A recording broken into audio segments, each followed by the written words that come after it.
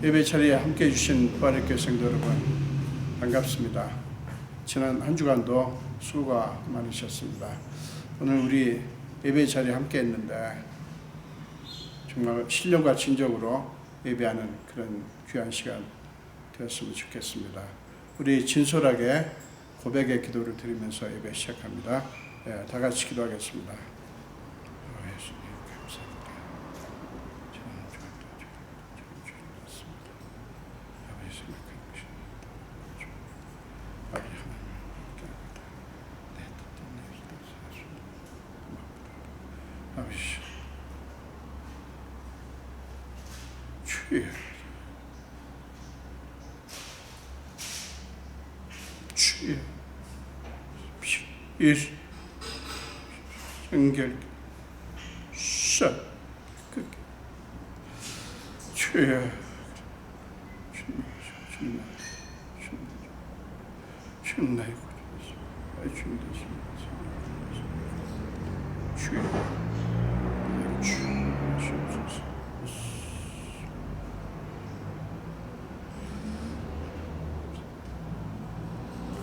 하나님의 용서의 말씀을 들으시기 바랍니다.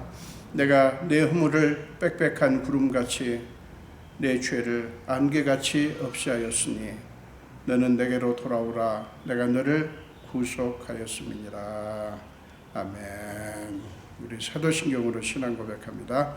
전능하사 천지를 만드신 하나님 아버지를 내가 믿사오며 그 외아들 우리 주 예수 그리스도를 믿사오니 이는 성령으로 잉태하사 동정녀 마리아에게 나시고 본디오 빌라도에게 고난을 받으사 십자가에 못 박혀 죽으시고 장사한 지 사흘 만에 죽은 자 가운데서 다시 살아나시며 하늘에 오르사 전능하신 하나님 우편에 앉아 계시다가 저로서 산 자와 죽은 자를 심판하러 오시리라.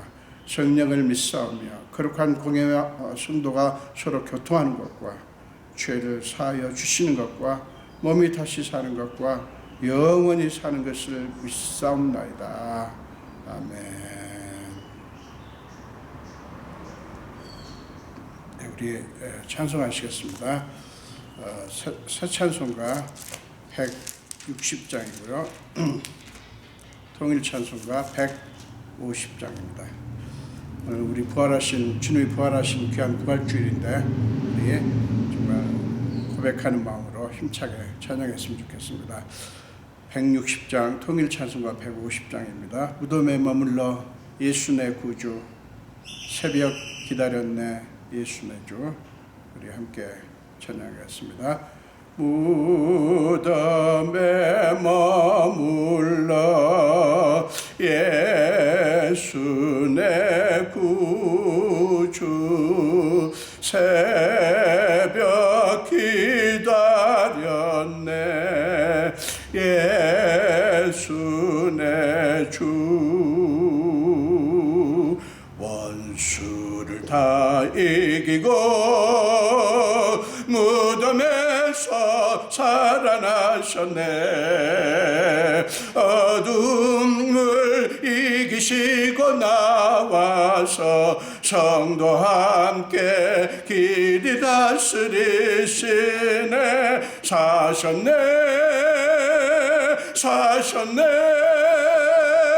예수 다시 사셨네. 헛되이 지키네 예수 내 구주. 헛되이 범하네 예수 내 주. 원수를 다 이기고 무덤에서 살아나셨네. 어둠을 이기시고 나와서 성도 함께 길이 다스리시네. 사셨네 예수 다시 사셨네. 거기 못 가 받으네. 예수 내 구주 우리를 살리네. 예수 내 주 오늘을 다 이기고 무덤에서 살아나셨네. 어둠을 이기시고 나와서 성도 함께 길이 다스리시네. 사셨네 사셨네. 예수 다시 사셨네. 아멘. 기도하겠습니다. 예수님 감사합니다. 오늘 우리는 주님께서 죽음의 권세를 이기시고 부활하신 귀한 부활주일을 맞습니다.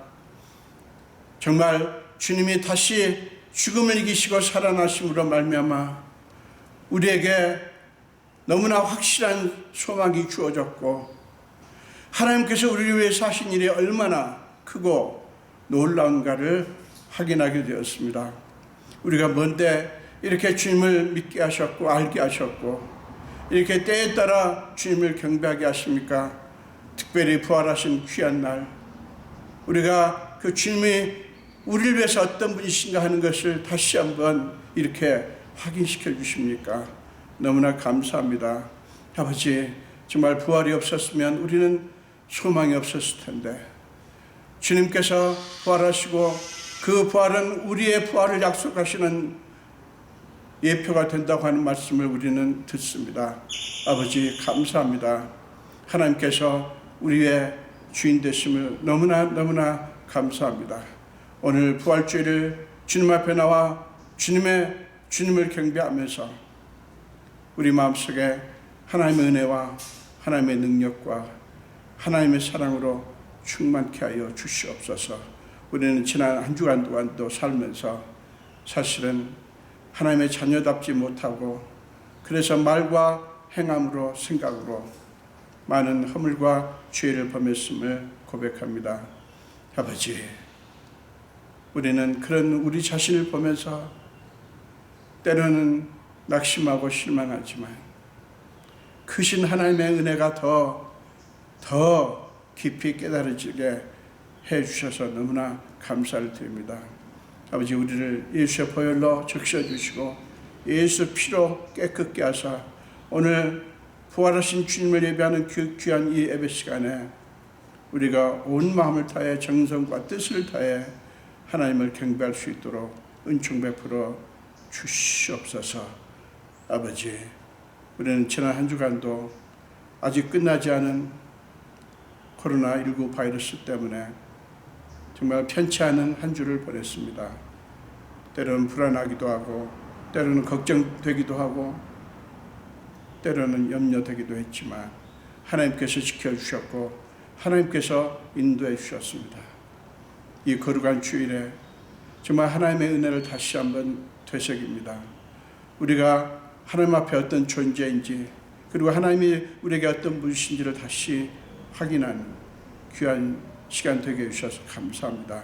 아버지, 오셔서 우리 안에 충만하시고 우리 안에 가득하시고 그리고 우리를 주님께서 주님 보시기에 합당한 존재로 새롭게 만들어 주옵소서. 피곤하고 지친 우리의 마음과 육신을 새롭게 해주시고 우리의 영혼이 더욱 하나님을 향해서 올라가게 하여 주시옵소서.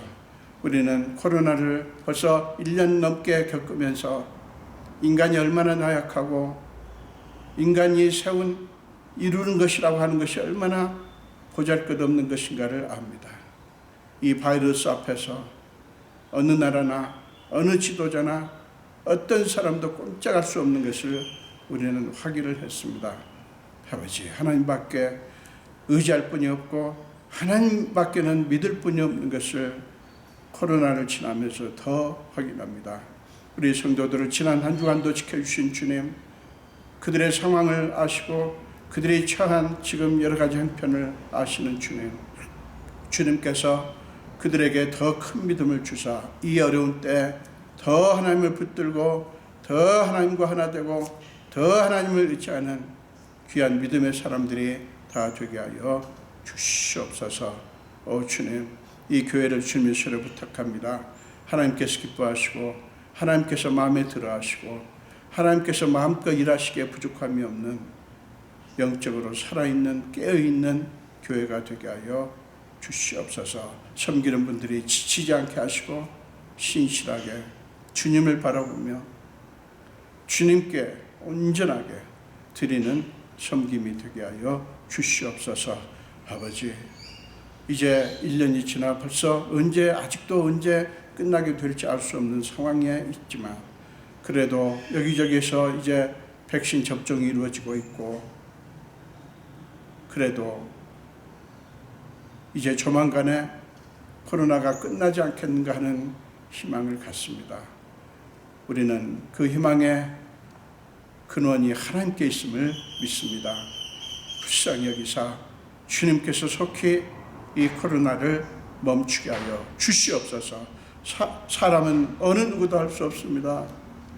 지식도 그 무엇으로도 할 수 없습니다. 오직 하나님만이 이것을 멈추게 하실 수 있사오니 우리를 불쌍히 여기사 속히 역사하여 주시옵소서. 지금도 의료 현장에서 가장 위험한 상황에 노출되어 있는 채 수고하는 의료진들을 긍휼히 여기시고 그들을 안전하게 지키시며 그들이 수고하는 모든 것들이 효과를 발휘하고 영향을 끼칠 수 있도록 역사하여 주시옵소서. 주님, 부족한 종 오늘도 말씀을 들고 섭니다. 하나님께서 역사하시옵소서. 아버지, 오늘 주님이 부활하신 그 능력이 함께 예배하는 모든 성도들 마음속에 구체적으로 임하는 귀한 시간 되게 하여 주시옵소서. 감사드렸고 예수 이름으로 기도합니다. 아멘.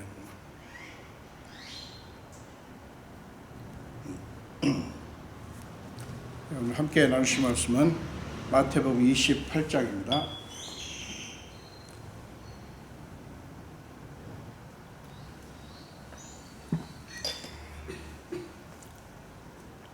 자, 1절부터 6절까지입니다. 마태복음 28장 1절부터 6절까지입니다.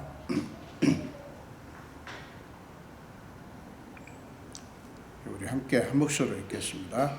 안식일이 다 지나고 안식 후 첫날이 되려는 새벽에 막달라 마리아와 다른 마리아가 무덤을 보려고 갔더니 큰 지진이 나며 주의 천사가 하늘로부터 내려와 돌을 굴려내고 그 위에 앉았는데 그 형상이 번개 같고 그 옷은 눈같이 희거늘 치기던 자들이 그를 무서워하여 떨며 죽은 사람과 같이 되었더라. 천사가 여자들에게 말하여 이르되 너희는 무서워하지 말라. 십자가에 못 박히신 예수를 너희가 찾는 줄을 내가 아노라. 그가 여기 계시지 않고 그가 말씀하시던 대로 살아나셨느니라. 와서 그가 누우셨던 곳을 보라. 아멘. 제가 한 번 더 기도하겠습니다. 예수님 감사합니다. 오늘도 부정한 종의 말씀을 들고 섰습니다. 저는 죄인이 있지만 주님께서 맡기셨으니 순종하고 말씀을 들고 섰습니다. 성령께서 제게 강력하게 임하시고 그 옛날에 이사야의 입을 찢어주셨듯이 부족한 종의 입술을 찢어주시고 주님이 친히 말씀하시옵소서. 그리하여 하나님의 말씀이 온전히 선포되는 은총을 베풀어 주시옵소서. 감사드렸고 예수 이름으로 기도합니다. 아멘.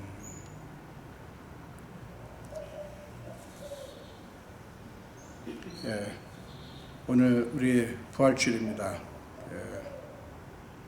여러분 오늘 예배를 드리면서 그냥 어떤 지식이 아니라 부활의 능력이 저에게도 여러분에게도 충만했으면 좋겠습니다. 제가 오늘 함께 읽으신 본문 말씀 가지고 우리는 어떤 예수를 믿는가 라고 하는 제목으로 함께 은혜를 나누겠습니다. 우리는 어떤 예수를 믿는가? 여러분, 이 질문은 단순해 보이지만 굉장히 중요한 질문이죠. 여러분은 예수님을 어떤 분으로 믿습니까? 그러니까 예수님이 어떤 분이시다 라고 생각하고 믿냐는 거죠. 여러분, 세계 모든 종교들은 다 무언가를 믿습니다. 그리고 누군가를 믿습니다. 그리고 그들의 믿음은 그들의 삶에 지대한 영향을 미치게 됩니다. 우리가 예수를 믿는다고 할 때 그를 어떤 분으로 믿는가 하는 것은 우리가 신앙생활을 하는 동안 내내 확인하고 고백해야 되는 굉장히 중요한 질문이에요. 여러분, 많은 사람들이 왜 그렇게 이단이나 거짓 종교에 넘어가는가 하면 여러 가지 이유가 있을 수 있지만 그 중에 중요한 이유는 어떤 예수를 믿는가에 대한 이해에 문제가 있기 때문이에요. 그러니까 예컨대 예수님을 인과응보의 그런 주님, 인과응보의 하나님이라고 믿으면 그분에게 인정받기 위해서 그 법칙을 따라서 움직일 거 아닙니까? 그 예를 들자면 한정이 없습니다. 이단이나 거짓 종교에 넘어가는 까닭은 어떤 예수를 믿는가에 대한 이해에 문제가 있기 때문이에요. 잘 못 알고 있거나 오해를 하고 있거나 하여간 이해가 제대로 안 돼서 그래요. 여러분이 신앙생활을 하면서, 즉 교회를 다니면서 여러분이 믿는 믿음의 그 도리, 믿음의 도리가 다른 종교와 어떻게 다르고 무엇이 다르다고 하는 것을 알고 믿습니까? 물론 그냥 쉽게 기독교를 믿습니다 라고 사람들이 말을 하지만 엄밀하게 말하면 우리는 여러 종교들 중에 하나인 기독교라고 하는 종교를 믿는 것이 아니라 예수 그리스도를 믿는 것입니다. 그러니까 그것은 기독교의 특수성에 대해서 얘기를 하는 거예요. 여러분, 기독교에 대해서 많은 사람들이 가장 크게 오해하는 게 뭡니까? 예수를 잘 믿으면 사람이 선하게 된다, 인격자가 된다, 이런 것입니다. 물론 예수를 잘 믿으면 그것도 하나의 결과지만 우리는 그것 때문에 예수 믿는 게 아니거든요. 그렇다면 우리가 예수를 믿습니다 라고 할 때 그것은 무엇을 의미하는 것일까요? 오늘 우리는 부활주의를 맞습니다. 여러분, 기독교를 다른 종교와 구별되게 하는 가장 핵심적인 것이 부활신앙이에요. 기독교가 다른 종교와 아주 확연하게 다르다고 하는 것을 보여주는 가장 핵심적인 내용이 부활신앙이에요. 그런 의미에서 부활주의는 기독교의 다른 어떤 절기보다 중요한 의미를 우리에게 줍니다. 본문을 통해서 그에 대해서 함께 생각을 해보죠. 본문은 막달라 마리아와 다른 마리아가 예수님이 묻히신 무덤을 보러 가는 이야기로 시작됩니다. 금요일 오후에 십자가에서 돌아가신 후 3일째가 되는 주일 이른 새벽이었습니다. 흥미로운 것은 예수를 판 가룟 유다를 제외한 11명의 제자들이 아니라 주변 일 역할을 했던 여인들이 지금 예수의 무덤을 찾았다는 것입니다. 제자들은 예수께서 잡히시던 그날 밤에 다 도망쳤죠. 마가는 마가음 14장에서 이렇게 증언합니다. 제자들이 다 예수를 버리고 도망하니라. 자기를 포함한 거죠. 다 예수를 버리고 도망하니라. 여러분, 그 11 제자가 아니라 여인들이 예수님의 무덤에 찾아왔다고 하는 이 사실은 뭐 제자들을 망신시키려고 하는 게 아니라 여인들의 용기와 사랑을 강조하는 거예요. 성경은 그 여인들이 십자가 위에서 가장 고통스러운 시간을 보내실 때, 그리고 마지막 호흡을 멈추신 바로 그 순간, 그리고 예수님이 묻히실 때 그 자리에 있었다고 성경은 증언합니다. 예수를 섬기며 갈릴리에서부터 따라온 많은 여자가 거기 있어 멀리서 바라보고 있으니 그 중에는 막달라 마리아와 또 야고보와 요셉의 어머니 마리아와 또 세베대의 아들들의 어머니도 있더라. 그리고 60절 61절 마태복음 27장입니다. 거기 보면 바위 속에 판 자기 새 무덤에 넣어두고 큰 돌을 굴려 무덤 문에 놓고 가니 거기 막달라 마리아와 다른 마리아가 무덤을 향하여 앉았더라 라고 마태복음 27장은 증언을 합니다. 예수님이 묻히시는 무덤까지 따라갔던 그 여인들이 이른 새벽에 자기들이 봐두었던 그곳으로 간 거예요. 마가는 그들이 무덤에 간 이유를 조금 더 자세히 밝히는데요. 마가복음 16장 1절과 2절에서 이렇게 말씀합니다. 안식일이 지남에 막달라 마리아와 야고보의 어머니 마리아와 살로메가 가서 예수께 바르기 위하여 향품을 사다 두었다가 안식 후 첫날 매우 일찍이 해 돋을 때 그 무덤으로 가며 라고 조금 더 마태복음보다 자세하게 그들의 모습을 설명을 하죠. 그 여인들이 예수님을 얼마나 사랑했는가 하는 것을 단적으로 보여주는 예죠. 예수님이 이미 죽으신 것을 확인했지만 예수를 향한 그들의 사랑은 멈추지 않았습니다. 그러니까 다른 동기가 아니라 그 예수님을 사랑하는 그 사랑이 그들로 하여금 그렇게 하도록 만든 거예요. 그러니까 예수님이 잡히셨을 때 제자들은 도망쳤지만 여인들은 그 현장에 계속 있었다는 거 아닙니까? 십자가에 못 박히는 그 순간, 그 긴 시간을 함께 있었고 숨이 멈추시는 그 순간, 거기서 끝나지 않고 그 예수님의 시체가 어떻게 되는가를 살폈다가 요셉이 자기가 판 무덤에 예수님을 모시는 장면까지 다 봤습니다. 그 사랑이, 그러니까 그들에게는 그 예수님을 향한 사랑이 있었어요. 그 사랑이 그들로 하여금 그렇게 만든 거예요. 이제는 예수를 사랑할 이유도 없고 필요도 다 사라진 것 같고 아무런 희망을 찾을 수 없는 것 같은 상태인데도 그들은 여전히 주님을 사랑했던 거예요. 그것이 그들이 할 수 있는 최선이었고 모든 것이었어요. 그들이 예수를 사랑했지만 그들로서는 예수의 몸에 바를 향품을 들고 예수님이 묻히신 무덤에 가는 것 이상 아무것도 할 수가 없었어요. 여러분 한번 생각을 해보십시오. 그들의 발걸음이 얼마나 무거웠겠어요. 사랑하는 대상이 사라졌으니 그들의 마음이 얼마나 허전했겠어요. 여러분 무덤은 우리를 절망하게 하지 않습니까? 죽음을 확인시켜주는 곳이잖아요. 여인들은 어떤 희망 때문에 간 게 아니라 사랑 때문에 간 거예요. 여러분 이런 진실된 사랑이 어디 있습니까?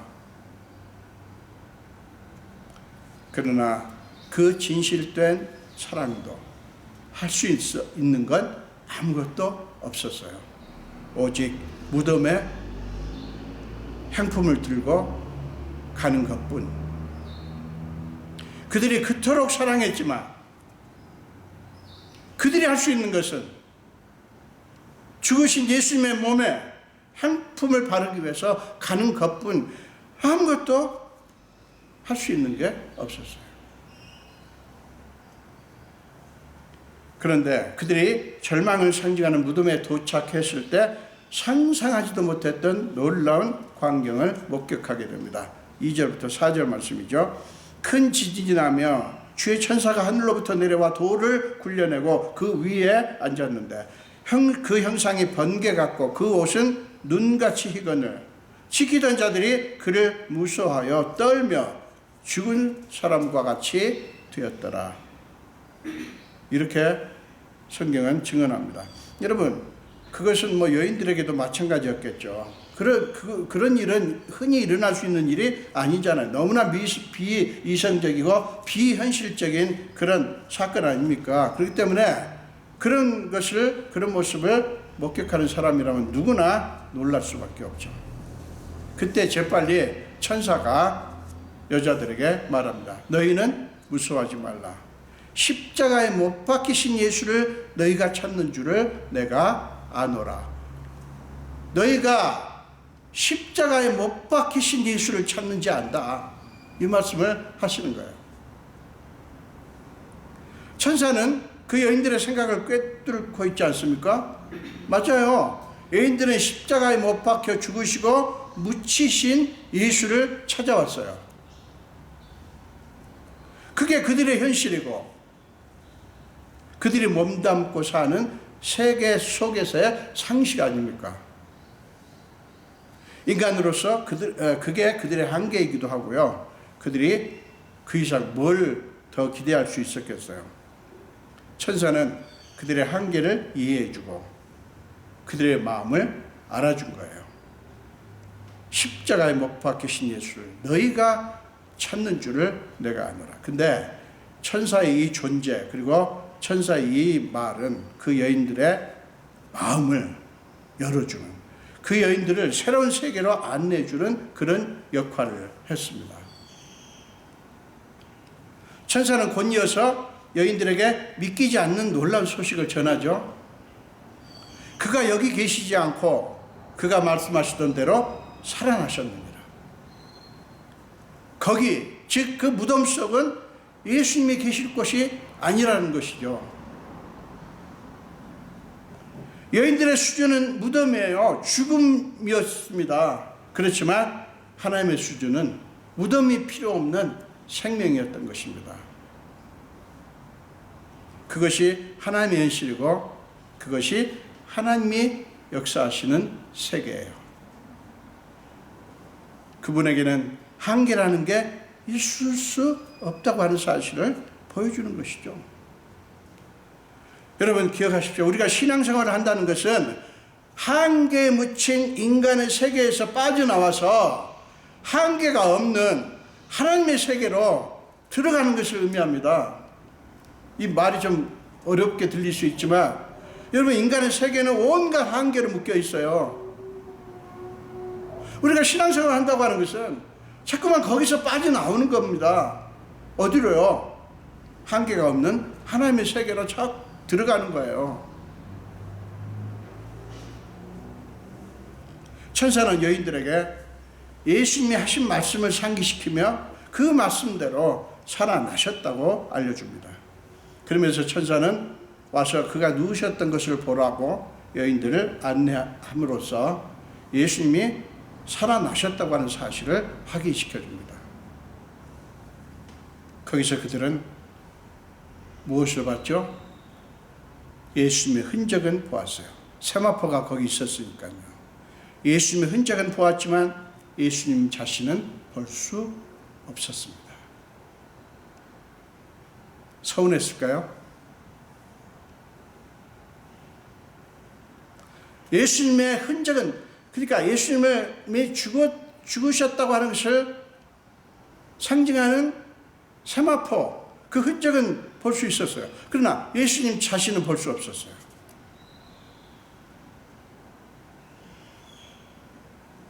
여러분, 이게 무엇을 얘기합니까? 죽으신 예수를 볼 수 없는 종교, 그것이 기독교라는 것입니다. 죽으신 예수를 볼 수 없는 종교, 그게 기독교라고요.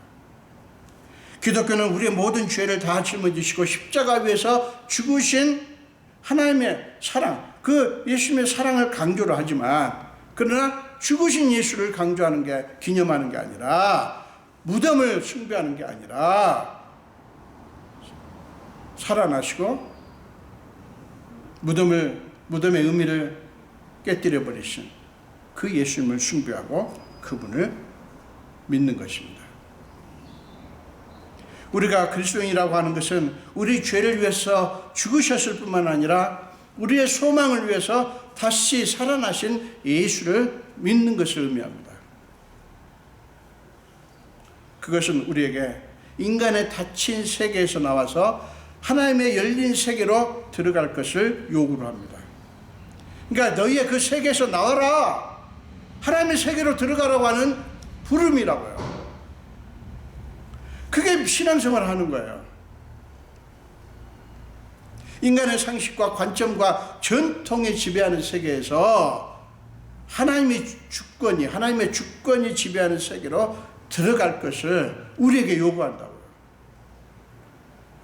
여러분이 그 사실을 인식하지 못하면 예수 믿는 게 이게 그냥 윤리적인 문제로 흘러가 버려요. 우리는 계속해서 우리가 살고 있는 인간의 세계가 있어요. 보이지 않는 인간의 관점과 인간의 상식이 지배하는 세계가 있고요. 근데 이것은 인간의 세계예요. 우리가 그리스도인은 우리에게는 다른 세계가 있다고요. 그 세계가 뭐예요? 하나님이 역사하시는 세계. 우리는 그것으로 자꾸 들어가는 것입니다. 성경은, 그리고 기독교 신앙은 그것을 우리에게 요구해요.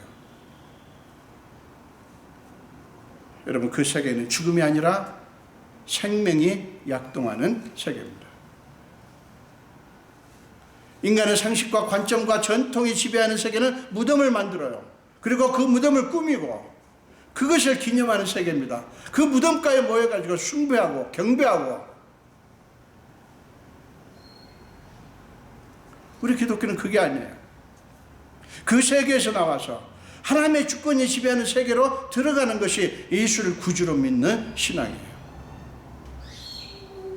우리가 오늘 부활주일을 맞아서 부활주일 예배를 드리고 있습니다. 근데 이 부활주일 예배를 드린다고 하는 것이 무엇을 의미하는 것일까요?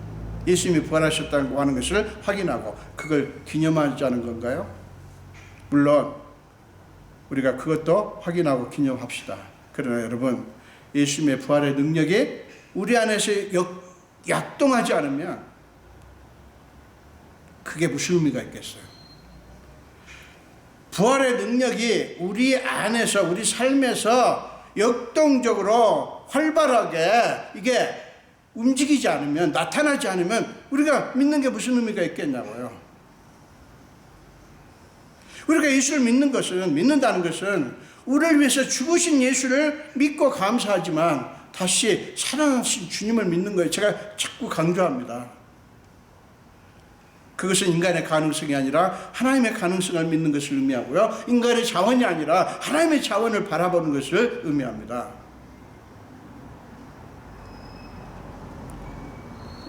인간이 에덴 동산에서 쫓겨난 이래로 범하는 치명적인 실수가 뭔지 아세요?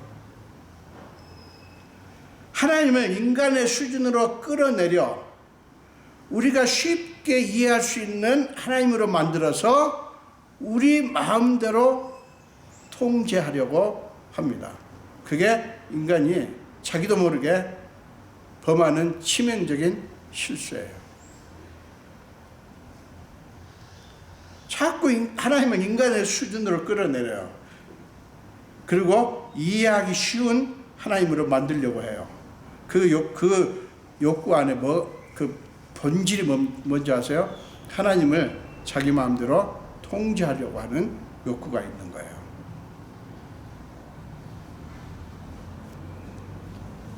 여러분, 그건 신앙이 아니죠. 신앙이 아니에요.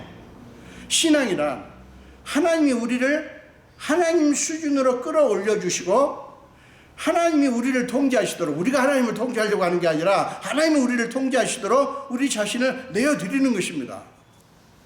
이게 예수를 믿는 거예요. 그러니까 자꾸 우리를 하나님께 내어드리는 거예요. 우리 고집도, 우리의 원함도, 다 하나님께 내놓는 거예요. 자꾸 끌어당겨서 내 욕구 충족을 위해서 하나님을 끌어들이고, 물론 우리가 원하는 소원을 두고 하나님께 기도하지 말자는 게 아니에요. 지금 절대 오해하지 마세요. 정말 믿는 사람들은 하나님 앞에 모든 것을 구합니다.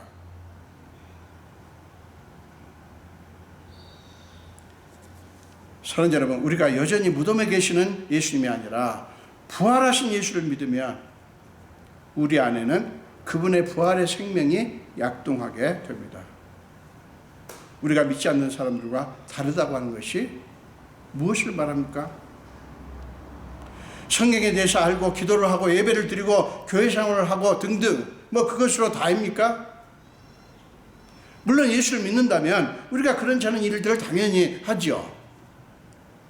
그러나 예수님 당시의 바리새인들과 같이 단순히 교회에 다니며 종교 생활을 하는 것으로 우리가 신앙생활을 하고 있다라고 생각하는 것은 엄청난 착각입니다. 그건 그냥 종교 생활이에요. 불교인들이 사찰에 가는 거나 똑같아요. 불교인들이 사찰에 가는 거 무조건 제가 욕하는 게 아닙니다. 또 오해하지 마십시오. 사랑하는 여러분, 신앙생활과 기독교라고 하는 종교생활과는 다릅니다. 여러분, 당시 그들의 종교는 인간적으로는 완벽했어요. 종교 행위도 철저했습니다. 절기나 전통이나 관습들은요, 형식과 날짜에 아주 딱 맞게 정확하게 지켜졌어요. 그러나 그들에게는 현란한 그런 종교 행위는 있었지만 생명력은 없었어요. 온갖 종교적인 규범들로 사람들을 판단하고 정죄하는 행위는 난무했지만 하나님의 사랑과 용서, 은혜의 메시지는 그들에게는 찾아볼 수가 없었던 것이죠. 그들의 종교적인 모습에 대해서 예수님은 마태복음 23장에서 아주 격하게, 아주 세밀하게 책망을 하셨어요. 그 중에 하나가 너희는 회를 칠한 무덤과 같다. 회를 칠했기 때문에 무덤이 아주 깨끗하고 아름답게 보이지만 그 안에는 무덤에는 당연히 무덤 안에는 시체가 있죠. 그들은 하나님께 제사를 드리고 하나님의 이름을 끊임없이 불렀지만 그들의 마음에는 하나님이 없었습니다. 그들의 모든 종교 행위는 사실은 자기들의 종교적인 만족을 위한 것이었어요. 그들은 하나님을 안다고 했지만 사실은 육신을 따라 자기들 멋대로 생각해낸 하나님일 뿐이었어요. 그러니까 그들의 신앙은 하나님 중심이 아니라 자기들 중심이었던 거죠. 사랑하는 여러분, 날마다 우리가 어떤 예수를 믿는가 하는 문제를 확인하고 고백하는 일이 중요한 까닭은 죽음의 권세를 깨뜨리고 부활하신 예수를 믿는 것이 우리에게 참 생명을 주기 때문에 그래요. 우리를 수많은 한계 속에 가두고 우리를 억누르고 꿈을 꾸지 못하게 하는 수많은 인간 세계의 현실 문제들이 얼마나 많습니까? 우리를 길을 죽이고요. 우리가 믿는 게 무슨 의미가 있는가 의심하게 만들고요. 겁을 먹게 만드는 수많은 문제들이 우리 이 현실 세계 속에 얼마나 많습니까? 그걸 어떻게 해서 극복할 수 있어요? 여러분, 다시 사신 예수를 믿는 것만이, 그 다시 살아나신 예수님의 능력이, 그 생명력이 우리 안에서 역사하는 것만이 그런 한계 속에 갇히지 않고 눌리지 않고 하나님의 본래 뜻을 붙드는 것인 거예요. 하나님이, 여러분 기억하십시오. 하나님이 예수를 죽음에서 다시 살려셨다고 하는 것은 하나님이 자신의 본래의 뜻을, 본래 계획을 이루고자 하는 그 하나님의 결의가 얼마나 강렬한지를 증명하는 거예요. 하나님의 구원 계획을 무엇도, 어떤 세력도 막을 수 없다, 무산시킬 수 없다 라고 하는 것을 증명하는 거라고요. 실제로 하나님이 죽음의 권세를 깨뜨려 버렸잖아요. 여러분, 역사상 가장 통쾌한 사건은요, 죽임을 당하신 예수님을 하나님이 다시 살리신 거예요. 이처럼 통쾌한 사건은 없어요. 사단은 예수를 죽인 것으로 다 끝났다고 생각했지만 하나님은 그를 살려버리신 거예요. 하나님의 끝은 그게 아니었던 거죠. 사단은 그것까지 막을 수 없었어요. 그걸까지 막을 수는 없었어요. 정말 예수님을 죽이는 데까지는 할 수 있었죠. 그러나 하나님께서 그를, 죽음의 권세를 깨뜨리시고 그를 다시 살리시려는 그것까지는 막을 수가 없었다. 그래서 예수님이 마태복음 10장 28절에서 그렇게 말씀한 거예요. 몸만 죽이고 영혼을 죽이지 못하는 일을 두려워, 그런 그 세력을, 사람을, 존재를 두려워하지 말고 몸과 영혼을 능히 지옥에 멸할 수 있는 일을 두려워하라. 하나님이시죠. 여러분, 하나님이 사탄의 방해에 의해서 꼼짝할 수 없는 분이라면 그분은 하나님이실 수가 없죠. 예수님의 부활 사건은 하나님의 마지막은 생명이고 그것이 하나님의 궁극적인 뜻이라고 하는 것을 증명하는 거예요.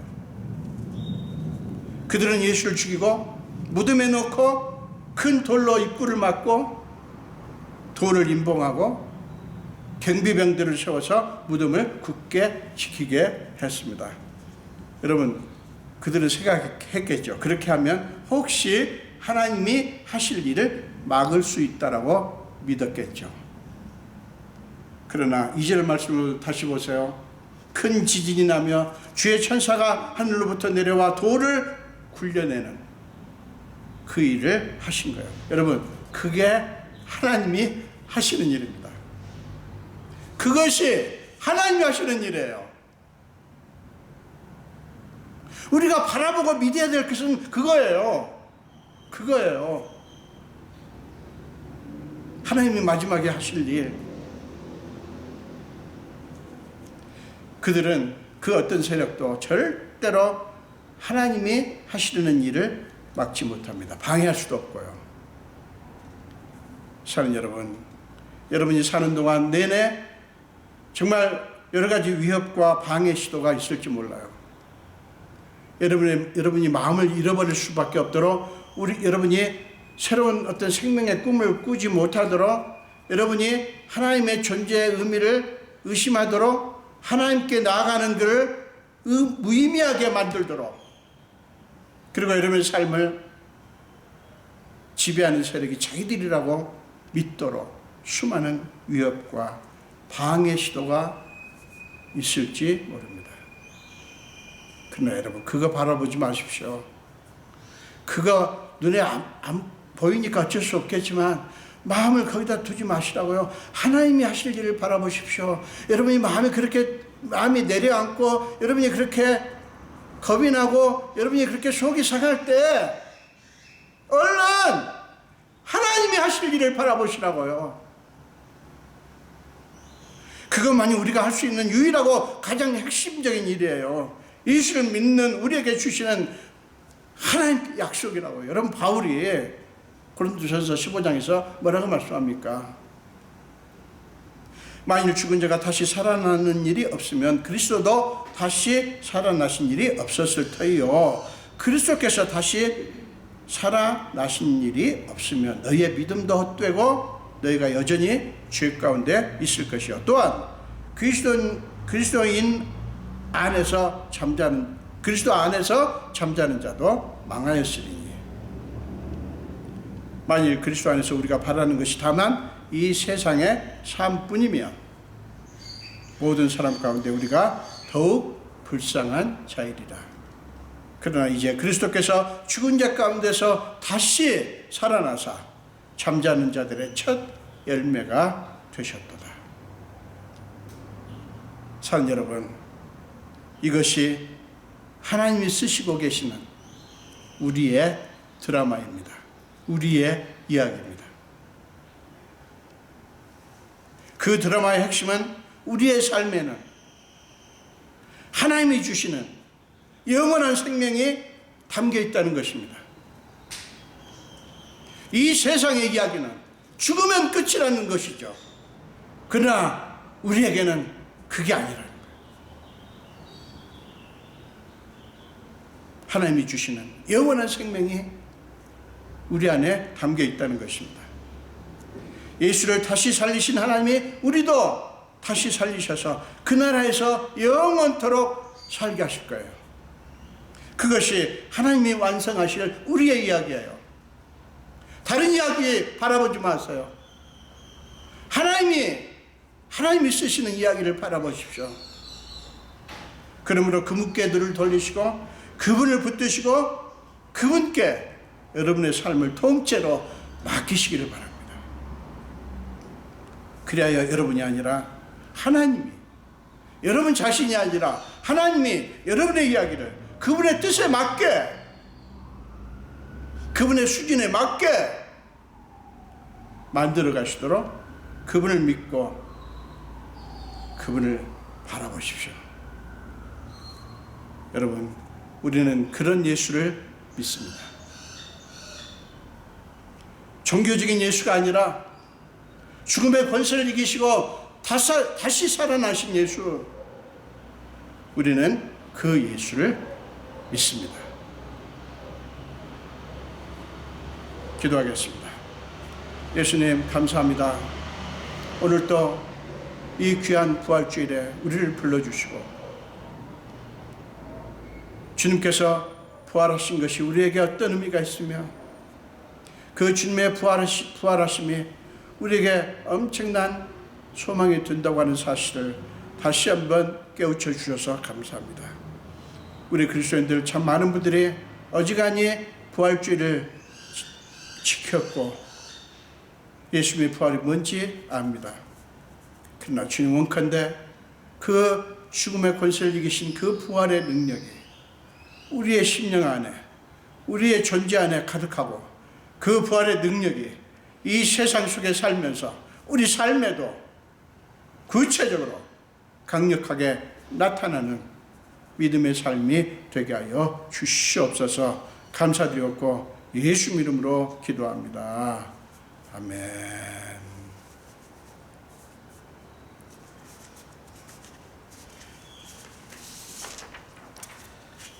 우리 통일찬송가 159장, 새찬송가 161장을 찬송하시면서 1절만 하겠습니다. 찬송하시면서 헌금을 하겠습니다.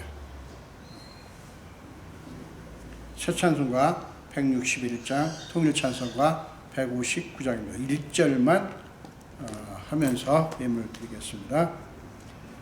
할렐루야, 우리 예수 부활 승천하셨네. 세상 사람 찬양하니 천사와 답하도다.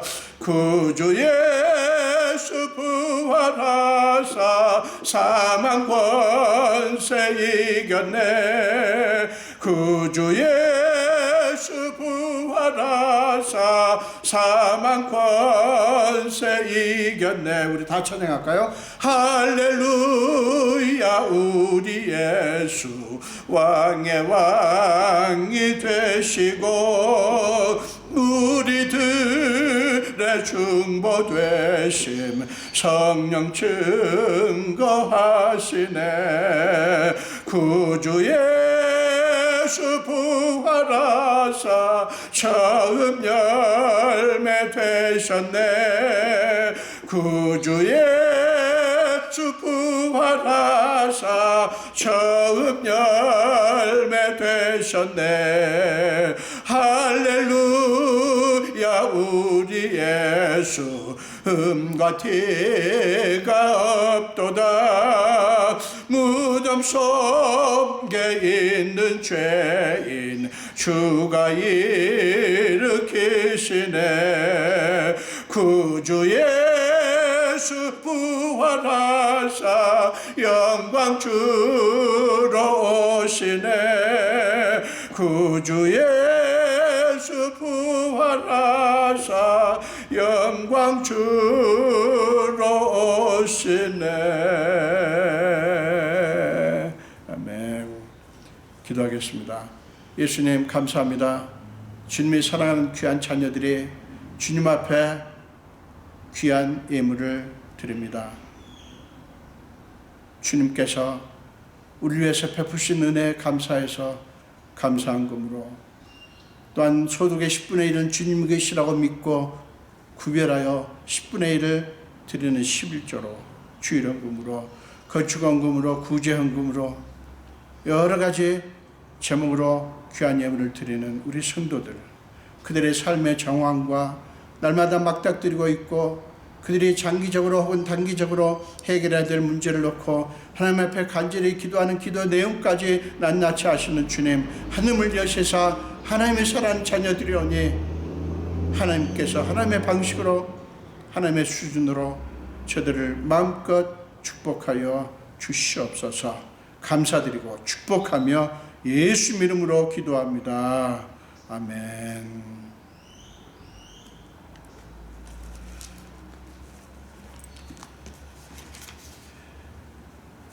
네, 오늘 부활주일입니다.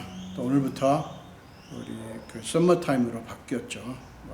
요즘은 스마트폰이 있어가지고요. 다들 다 아실 것입니다.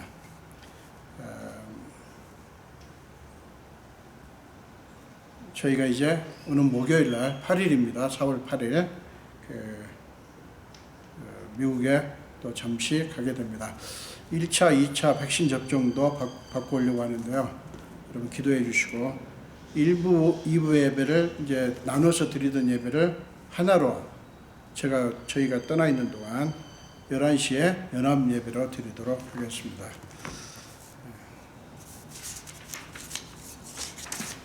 우리 일어나셔서 마지막 찬송 새 찬송가 170장입니다. 새 찬송가 170장, 통일 찬송가는 16장입니다. 내 주님은 살아계셔 날 지켜주시니 그 큰 사랑 인하여서 나 자유 얻었네. 새 찬송가 170장, 통일 찬송가 16장입니다. 내 주님은 살아계셔 날 지켜주시니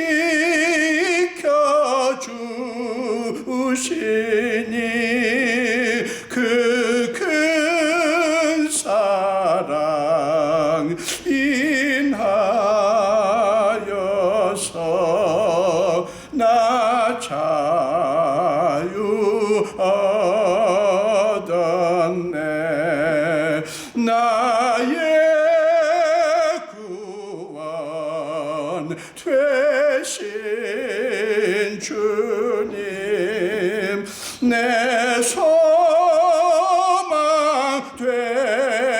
되신 주, 항상 나와 함께 계셔 곧 다시 오시리. 나를 거룩하게 하려 주 나를 부르니 주의 은혜 내게 넘쳐 주 뜻을 이루리. 굳센 믿음 나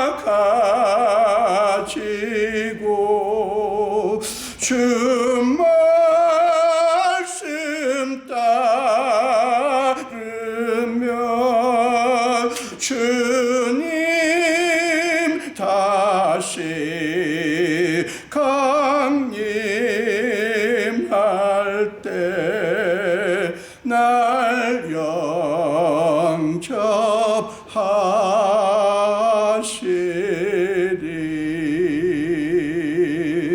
아멘.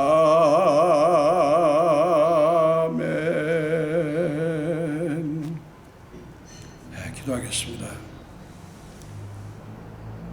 지금은 우리 주 예수 그리스도의 크신 은혜와 하나님 아버지의 지극하신 사랑하심과 우리 삶 속에 기꺼이 들어오셔서 우리의 모든 무거운 짐과 연약함을 다 짊어지시고 날마다 우리 위해서 탄식함으로 간구하시는 성령님의 감화, 감동, 역사하심이